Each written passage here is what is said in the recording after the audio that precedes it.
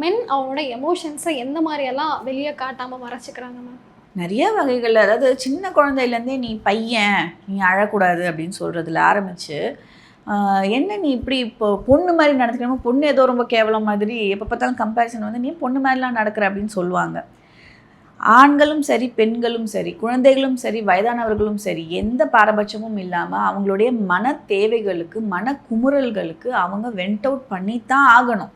இது வந்து unset rule, இதுதான் விஷயம். ஆனால் இந்த ஸ்டிக்மா, ஸ்டீரியோடைப்ஸ், வளர்ப்பு முறை, நம்ம மீடியாவில் ப்ரொஜெக்ட் பண்ணுற விஷயங்கள், 4 பேர் கூடி இருக்கப்போ பேசுகிற விஷயங்கள், இது எல்லாம் வந்து ஒரு ஆணை வந்து சப்ரஸ் பண்ணுது. அவனுடைய ஃபீலிங்ஸை வந்து காட்ட முடியாமல் நிறைய பேருக்கு பேசணுன்னு ஆசை இருக்கும், சந்தேகங்களை கேட்டுக்கணுன்னு ஆசை இருக்கும், மன வலியை வந்து அழுது தீர்த்துடணுன்ற ஆசை இருக்கும், இல்லை யார்கிட்டையாவது கூட்டி தீர்த்துடணும், எனக்கு இவ்வளோ பிரச்சனை இருக்குது சொன்னாலே பாதி ப்ராப்ளம் சால்வ் ஆகிடும். ஸோ